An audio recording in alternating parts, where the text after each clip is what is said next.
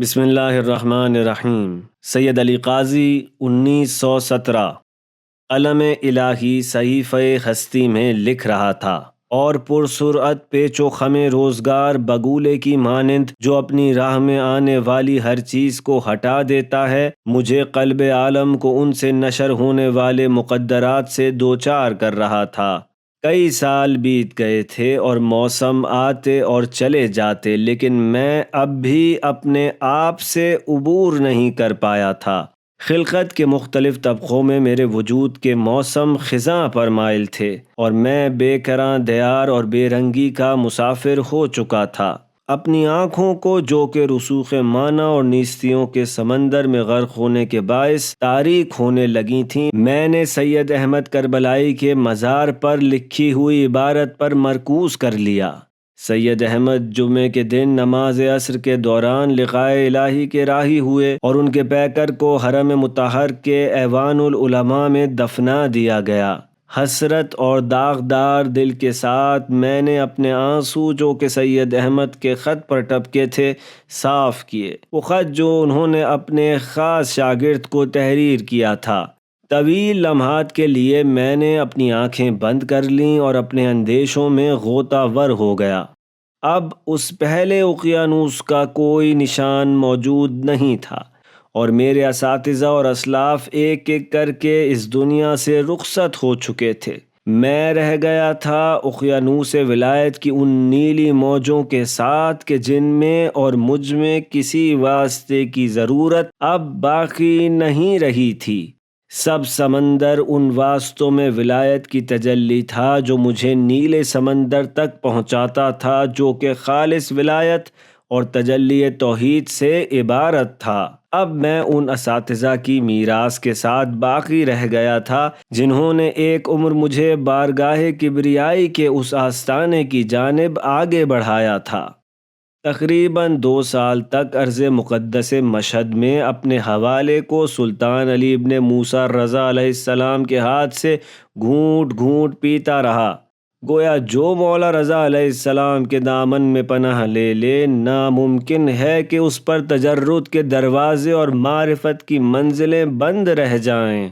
اسی سفر میں خداوند نے ایک محبت کرنے والی بیوی میری زندگی کے پہیے میں داخل کر دی، جنہیں شروع میں صرف میرے بچوں کی دیکھ بھال کرنا تھی۔ میں بچوں کے لیے مہربان آیا کی آمد پر رخشندہ کی رضامندانہ مسکراہٹ کی مٹھاس کو محسوس کر رہا تھا۔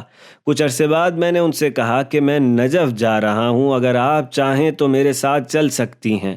وہ بھی جو مہر و محبت سے پرخاتون تھیں اور امیر المومنین کا عشق ان کے وجود میں جڑ پکڑے ہوئے تھا، میرے ساتھ سلطان الاولیاء کے ملکوتی دیار کے لیے روانہ ہو گئیں۔ نجف روانہ ہونے سے پہلے میں چاہتا تھا کہ تبریز سے ہوتا چلوں تاکہ اپنے چھوٹے بھائی سید احمد سے ملاقات کر لوں اور رخشندہ کے بھائی باقر اور دوسرے آشنا و اقربا سے بھی۔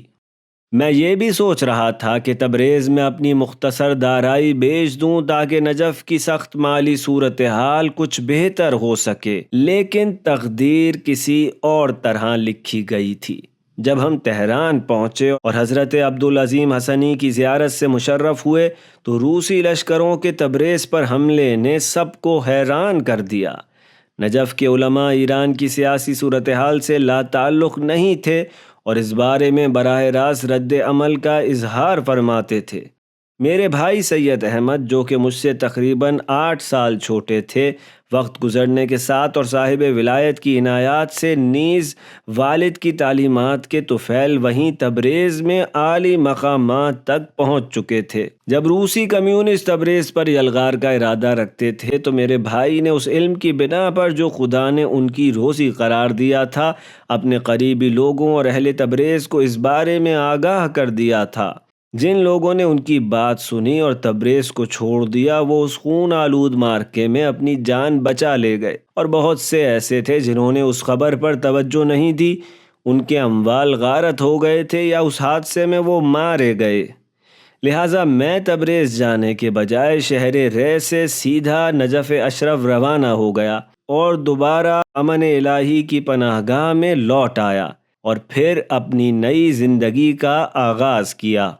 سید علی اپنی مشہدی زوجہ سے آشنائی کے بعد مشہد سے تبریز کے لیے روانہ ہوئے، لیکن تہران میں پیش آنے والی مشکلات کی بنا پر نجف اشرف واپس چلے گئے۔ رخشندہ کے بھائی مرزا باقر آغا قاضی کے نام ان کا خط یہ ہے: بسم تعالی، انسان جو بھی آرزو کرے اسے حاصل نہیں کرتا ہے، کتنی ہوائیں کشتی کے مخالف چلا کرتی ہیں۔ آستانہ مقدس کی زیارت کے بعد آپ کے مقدس و عالی حضور سے مستفیض ہونا اس حقیر کے اہم و اعظم مقاصد میں سے تھا، اور کاروان سالار سے ہم نے کہہ دیا تھا کہ تہران میں 3 دن سے زیادہ نہیں ٹھہریں گے، لیکن میں غیب کے بطون سے مکمل غافل تھا اور ہوں۔ دارالخلافہ میں داخلے کے بعد بعض محبت کرنے والے ناصحین کے اشاروں سے، جو کہ سوائے خیر خواہی کے اور کچھ نہیں چاہتے تھے، مطلع ہونے کے بعد بہت حیرت ہوئی کہ بعض رفقا اور رشتہ داروں نے کہا کہ تمہارا ابھی مسقط الراس کی جانب جانا غلطی اور خلاف شرع ہے۔ ہم نے استخارہ کیا اور 2 مرتبہ صریحاً منع آ گیا۔ انتہائی رنجیدہ ہو کر میں عربستان روانہ ہوا۔ قسم کھائے بغیر عرض کرتا ہوں کہ اس حقیر کے لیے محترم حضرات کی خدمت میں حاضری دیے بغیر نجف جانا بہت تکلیف دہ بات ہے، اور اس کا سبب وہ خبریں ہیں جو شہر سے پہنچ رہی ہیں، بلکہ بعض آیات کی بعض تعویلات، اور قریب آیا سچا وعدہ تو جبھی آنکھیں پھٹ کر رہ جائیں گی کافروں کی۔ هل تجزون الا ما کنتم تعملون، تمہیں کیا بدلہ ملے گا مگر اسی کا جو تم کیا کرتے تھے۔ اس کے علاوہ جیسا کہ قرآن مجید نے مزید فرمایا ہے، حتیٰ کہ جب یاجوج اور ماجوج کی رکاوٹ کو کھول دیا جائے گا اور وہ ہر بلندی سے دوڑتے ہوئے آئیں گے، کیا تمہارے رب کی رحمت وہ بانٹتے ہیں؟ دنیا کی زندگی میں ان کے درمیان ان کی روزی ہم نے ہی تقسیم کی ہے، اور ہم نے ان میں ایک کو دوسرے پر کئی درجے بلند کیا ہے تاکہ ان میں سے ایک دوسرے کو اپنا خادم بنائے، اور تمہارے رب کی رحمت اس سے بہتر ہے جو وہ جمع کر رہے ہیں۔ اس بنا پر احتمال ہے کہ واپس آنے کا شاید کوئی راستہ نہ بچا ہو۔ بہرحال استخارے سے حیرت کو برطرف کیا۔ ایک عرصے سے مجھے سیر اللہ میں ایک مشکل درپیش تھی جو بہت پیچیدہ ہو چکی تھی، اور کسی صورت میں اسے حل نہیں کر پا رہا تھا۔ بارہا ایسے لوگوں سے جن کے بارے میں گمان تھا کہ حل رکھتے ہوں گے رہنمائی طلب کی، لیکن سوائے اس جواب کے کہ بردباری اختیار کروں کچھ اور نہیں سنا۔ خداوند متعال خود امور کو اپنے بندوں کے لیے مقدر فرماتا ہے، دروازے ان کے لیے کھولتا ہے اور ان کے لیے راستہ روشن فرما دیتا ہے۔ پریشانی کی شدت اور اس مسئلے کی اہمیت کے پیش نظر زیادہ تر دنوں میں عصر یا غروب سے نزدیک پیدل مسجد سہلا جاتا تاکہ وہاں نماز پڑھوں، اور اس کے بعد مسجد کوفہ جاتا اور وہاں رت جگا کرتا۔ کبھی توسلات کے بعد رات گئے نجف واپس آ جاتا۔ کئی سال سے میرا یہی معمول تھا، اور میں توحید افعالی کے طلوع کی شدید پیاس میں زندگی بسر کر رہا تھا۔ اس دن حرم رخشندہ اور سید احمد کے مزار کی زیارت کے بعد اپنا عصا اٹھایا اور سید احمد کربلائی سے اپنے لذت بخش رابطے کی گرماہٹ کو یاد کرتے ہوئے حرم مطہر سے باہر نکل آیا اور آہستہ آہستہ مسجد سہلا کی جانب چل پڑا۔ 20 سے زیادہ سال ہو گئے تھے کہ میں اس شہر میں آیا تھا، اور جو بھی میرے بس میں تھا کوشش کی تھی کہ وہ گوہر پا سکوں جس کی طلب میں اپنی جوانی سے کمر ہمت باندھ رکھی تھی۔ آہستہ آہستہ تنگی اور پریشان خیالی کے باعث میں نے خود کو نا امیدی کے گرداب میں گرتا ہوا محسوس کیا۔ بہت سالوں سے میں نجف کے کوچہ و بازار کے لوگوں کی آنکھوں میں دیکھا کرتا کہ وہ ہر روز ہنسی خوشی اپنی چھوٹی بڑی آرزوئیں پا رہے ہوتے ہیں، لیکن میں اب بھی آتش فشان عشق کے کھولتے لاوے میں جو کہ میرے وجود کی باقیات کو غارت کر دینے والا تھا ہاتھ پیر مار رہا تھا۔ میں نے اس قدر کربلا، کاظمین اور سامرہ کے مزاروں، وادی سلام اور مولائے کائنات کے حرم تک آمد و رفت کی تھی کہ اب میرا دل اپنی نحیف حالت زار پر خود کوڑنے لگا تھا، اور میں مسلسل خود سے پوچھتا تھا کیوں میرے صحیفہ ہستی پر ان عالی جناب غیور عاشق کش کا جواب ثبت نہیں ہوتا ہے۔ میں نے خود کو نیستی کے درجات میں رکھ کر اپنی عقل میں آنے والے ہر لطیف ہیلے کو بروئے کار لا کر ہزاروں مرتبہ اس کے خریداروں کی صف میں قرار دیا تھا، لیکن سوائے بند دروازے اور سکوت و غم کے مجھے کچھ بھی نصیب نہیں ہوا تھا۔ یہ اشعار گنگناتے ہوئے اپنی جان کو ہزار بار آگ سے گزار چکا تھا کہ تم نے ناز کرتے ہوئے کہا کہ مجھے مزید دکھ نہ دو، چلے جاؤ۔ تمہارا یہ کہنا کہ مجھے مزید دکھ نہ دو، یہی میری آرزو ہے، اور تمہارا اس بار کہنا کہ جاؤ، شے گھر پر نہیں ہے، اور دربان کی وہ ناز و ادا اور سخت گیری، یہی میری آرزو ہے۔ خوف زدہ نگاہیں اختیار کیے مجھے 20 سال ہو گئے تھے۔ نامحرموں پر نظر ڈالنے سے شدید پرہیز، جہاں بھی جاتا اس سے پہلے کہ کوئی عورت وہاں آئے میری آنکھیں خود بخود بند ہو جاتی تھیں اور مجھے کسی کو دیکھنے نہیں دیتی تھیں۔ بہت سالوں سے یہ یاد رکھنے کے لیے کہ فضول باتیں نہ کروں، اپنی زبان کے نیچے سنگریزہ رکھا ہوا تھا اور منہ میں وہ جگہ سیاہ پڑ چکی تھی۔ میں خود کو مار ڈالنا چاہتا تھا، تمام عوالم میں اپنے آپ کو مار دینا چاہتا تھا۔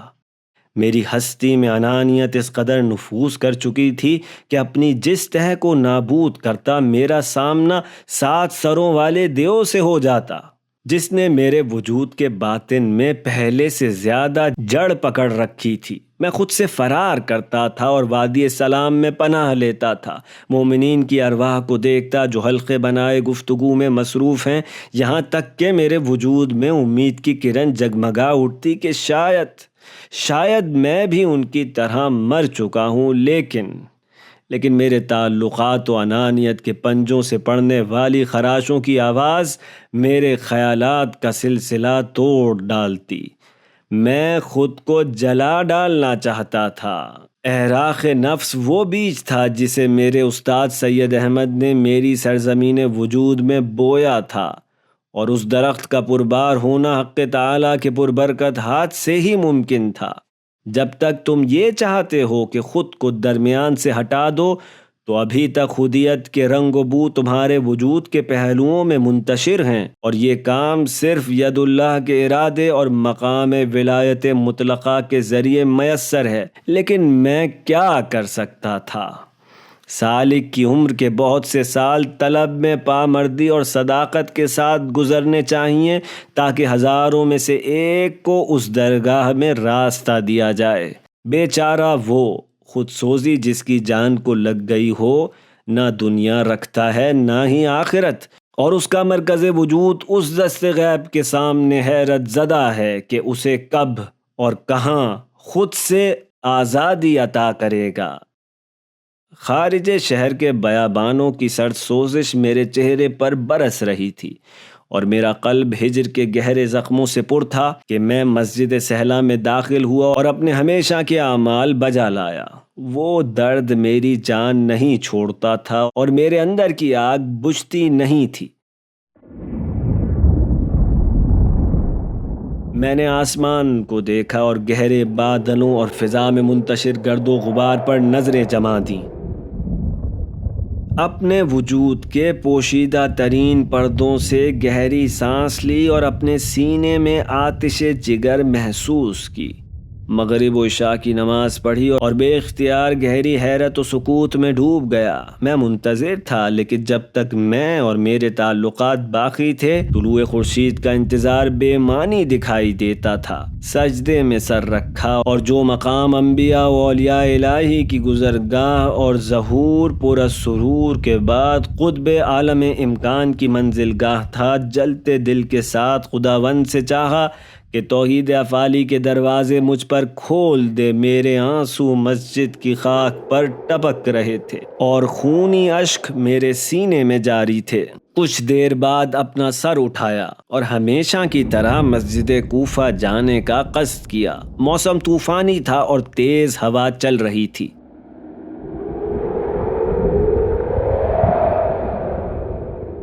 جو میرے کوفہ جانے کے پرعزم شعلوں کو بجھا دینا چاہتی تھی، لیکن جس کی روح کو درد طلب نے بری طرح جکڑ رکھا ہو، اس کے لیے ایسا طوفان چلنے والی معطر نسیم سے زیادہ نہیں ہے جو کہ خونی گلے لالا و یاس سے بھرے دشت میں چل رہی ہو۔ میں نے اپنی ابا سمیٹی، خانہ ابراہیم و ادریس سے باہر آیا اور سہلا و کوفہ کے درمیانی راستے پر روانہ ہو گیا۔ وہ ایک تنگ سڑک تھی جس کے گڑھوں میں حشرات الارض اور سانپ بچھو وغیرہ کی بہتات تھی۔ رات کی مکمل تاریکی میں جب آسمان اپنے گرد گھوم رہا تھا اور میں آہستہ آہستہ اپنی چاہت کی طلب میں کوفہ کی سمت قدم بڑھا رہا تھا اور اپنے دل کے افکار اور غموں میں غوطہ زن تھا، بین کرتی ہوئی سرد ہوا میری ہڈیوں کا گودا تک جلائے دے رہی تھی، میں نے اپنے پیچھے مڑ کر دیکھا۔ وہاں مسجد سہلا کا کوئی نشان تک نہیں تھا۔ میرے ارد گرد مکمل تاریکی تھی اور ظلمات۔ اپنی پیاس اور داغ دل کو یاد کیا اور عصا کی مدد سے آگے بڑھتا رہا۔ اس گہری تاریکی میں اچانک گرد و غبار کے طوفان پر مشتمل شدید آندھی، جو کہ عراق سے ہی مخصوص ہے اور اچانک دیکھنے کی صلاحیت کو ختم کر دیتی ہے، اس آندھی نے میرے گرد چلنا شروع کر دیا۔ گویا میرے اندر کا طوفان عرصہ ہستی میں میرے سامنے نمایاں ہو گیا تھا۔ ریت کے ذرات کی گردش اور سہمگین ہواؤں کے ساتھ ان کا میرے بدن سے ٹکرانا اس قدر شدید تھا کہ میں کئی بار اپنے گرد چکرا گیا۔ اس مطلق تاریکی میں دنیا میری آنکھوں میں اندھیر ہو گئی اور میں راستہ بھول گیا۔ اب مجھے معلوم نہیں تھا کہ کس طرف جانا ہے۔ طوفان مجھے اپنے ساتھ ایک طرف لیے جا رہا تھا اور میں کسی معین ہدف کے بغیر حرکت کرنے پر مجبور تھا۔ اپنا ہاتھ جس سے امامہ مضبوطی سے پکڑا ہوا تھا اپنی آنکھوں پر پھیرا تاکہ اس سے ریت صاف کر سکوں کہ کہیں ان مشہور گڑھوں میں نہ گر جاؤں اور راستے کی درست سمت دیکھ سکوں۔ جب میری آنکھیں دیکھنے کے قابل ہوئیں تو میں متوجہ ہوا کہ ایک عظیم ہیولا سامنے سے میری جانب آ رہا ہے۔ میں بری طرح خوف زدہ ہو گیا تھا اور چند لمحوں میں میں نے یہ فیصلہ کیا کہ میں بھی اس پر حملہ کر دوں۔ میں نے سوچا کہ حملہ و حرکت اس خطرناک اور خوفناک ہیولا کے سامنے خاموشی سے رکے رہنے سے بہتر ہے، لہٰذا میں نے اپنا عصا اٹھایا اور اسے گھمانا شروع کیا۔ حملے کی حالت اختیار کی اور قوت سے اس ہیولے کی جانب آگے بڑھا، لیکن اچانک ایک چوٹ کے باعث اپنے ہوش کھو بیٹھا اور کچھ دیر کے لیے دنیا میری آنکھوں میں تیرہ و تار ہو گئی۔ کچھ دیر کے بعد ہوش آیا تو خود کو سڑک کے کنارے ایک گہرے گڑھے میں گرا پایا۔ اوپر دیکھا تو ریت کا طوفان شدت سے جاری تھا۔ مایوس ہو کر چاہا کہ اس اندھیرے میں گڑھے سے اوپر اپنا ہاتھ پہنچاؤں کہ وہ ہیولا پھر آیا اور اس نے اس گہرے گڑھے کو چھپا کر مجھے وہاں قید کر دیا۔ میں نے اپنا عصا اس کی سمت بڑھایا اور اسے مارا تاکہ خطرے کو خود سے دور کروں، لیکن ناقابل یقین طور پر متوجہ ہوا کہ وہ صحرا کے خس و خاشاک کے علاوہ کچھ نہیں ہے جسے طوفان نے اکٹھا کر کے تیزی سے میری جانب بڑھا دیا تھا۔ ان ظلمات میں میں اپنی جگہ بیٹھ کر ان اندیشوں اور افکار میں غرق ہو گیا جنہوں نے مجھے بہت پریشان کر دیا تھا۔ کچھ وقت گزرا، آہستہ آہستہ دیکھا کہ میرے ہاتھ لرز رہے ہیں۔ یہ لرزہ آہستہ آہستہ میرے پورے جسم پر طاری ہو گیا اور یہ فکر و خیال میرے لیے باعث اذیت تھے کہ میں گڑھے میں پھنس گیا تھا جس سے نکلنے کی کوئی راہ نہیں تھی۔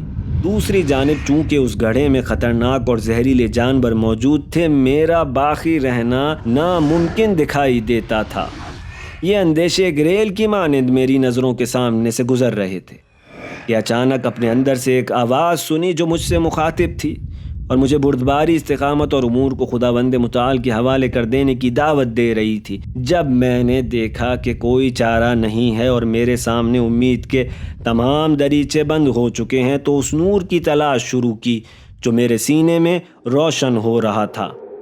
میں نے کوشش کی کہ اپنے حواس قابو میں رکھوں اور خود کو سکون کی تلقین کروں، لیکن زہریلے موجودات سے بھرے اس گھڑے میں میرے خیالات اور اس سخت اور سرد رات کی سہمگین صورتحال میں پریشانی و اضطراب اب میرے فیصلوں اور ارادوں پر غالب ہو چکے تھے۔ میں انہی افکار کے جھمیلوں، خیالات کے ہجوم اور اوہام کے غلبے کے زیر اثر تھا کہ میں نے اپنے اندر ایک خود کو دیکھا جو بیٹھا ہوا کسی خاص نقطے پر نظریں جمائے ہوئے تھا، اور یہ مسائل و مشکلات اس پر کوئی اثر نہیں ڈال رہے تھے۔ ہاں، درست ہے، وہ میری حقیقت تھی جو ہستی کے واحد مرکز سے نجوا کرنے میں مصروف تھی، جیسے کوئی شخص اس کے سامنے بیٹھا ہوا ہو۔ اس حقیقت پر توجہ اور اس کے باطنی مقناطیس نے آہستہ آہستہ میرے وجود پر ایسا سکون طاری کیا کہ پھر خود میں اضطراب، خوف اور پریشانی کا کوئی اثر میں نے نہیں پایا۔ صورتحال اب میرے لیے ایسی پرسکون ہو گئی اور اس قدر آرام محسوس کیا اور اپنی پچھلی حالت پر مجھے ہنسی آ گئی۔ میں نے خود کو تنگ گڑھے میں گرا کر عبا لپیٹ لی اور اسی حال میں کہ اپنے امر کو خدائے قادر کے سپرد کر دینے سے مجھے گہرا سکون مل گیا تھا، آرام کرنے لگا۔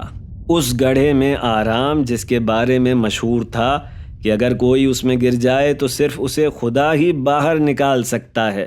کچھ دیر آرام کیا اور محسوس کیا جیسے اپنے آرام دہ کمرے میں ہوں اور ہر قسم کی بھوک، خوف اور تھکن کو بھلا چکا ہوں۔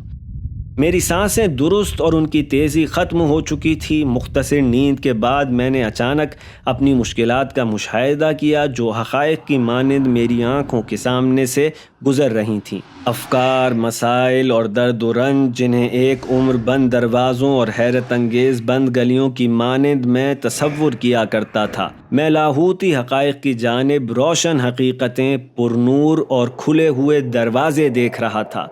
اس کے بعد اس راز کے کھلنے کی باری تھی جو سال ہا سال کی طریقت کے دوران میرے لیے ایک مشکل میں تبدیل ہو چکا تھا اور مسلسل شب و روز اسے حل کرنے کے لیے مقدس مقامات میں آیا کرتا تھا۔ وہ راز جسے سمجھنے کی کوشش میں کئی سال مشغول رہا تھا میرے لیے آشکار ہو چکا تھا، اور توحید افعالی کی نبض ادراک میری ہستی کی رگوں میں دھڑکنے لگی تھی۔ اس واحد نقطے کی جانب توجہ اور یہ سمجھ لینا کہ خداوند ہستی میں فاعل ہے، اس کا امکان میں کہیں بھی دے سکتا تھا سوائے ایک تاریک گڑھے کی گہرائی کے، وہ بھی طوفانی نیم شب جس میں سانپ اور بچھو کا خوف لاحق تھا۔ مجھے حضرت امام صادق علیہ السلام کا وہ قول یاد آ گیا کہ سمندر کے درمیان جب کشتی ٹوٹ جائے اور اس میں موجود انسان کی تمام بیجا امیدیں اور اسباب پر توجہ نابود ہو جائے تو وہ اس لا یزال حقیقت کی تجلی اور اس کے آشکار ہونے کا وقت ہے۔ دل اس حالت میں تمام اسباب سے منقطع ہو جاتا ہے۔ اب اس سے کیا فرق پڑتا ہے کہ سمندر ہو یا ایک گڑھا؟ اہم یہ ہے کہ توحیدی آسمانوں کو اپنی آغوش میں لے لیا جائے، جس کا اولین مرتبہ ہستی میں خدائے متعال کی فاعلیت کا شہودی ادراک ہے۔ میں نے خود کو سنبھالا اور اس تاریکی میں جب کہ ہوا کے بین میرے کانوں میں گونج رہے تھے اپنی رات کے کاموں اور عبادتوں میں مشغول ہو گیا۔ قرآن پڑھا اور نماز ادا کی، وہ عبادتیں جن کا مزہ میں آج تک نہیں بھلا سکا۔ نماز صبح پڑھنے کے بعد تھکن کی شدت سے اپنا رخسار خاک پر رکھا، عبا اپنے اوپر ڈالی اور سکون سے سو گیا۔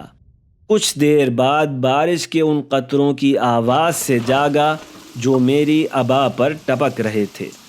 اپنی جگہ سے اٹھا، ایسے میں خس و خاشاک کے درمیان سے چاند کی نقرئی کرنیں میری آنکھوں کو نواز رہی تھیں۔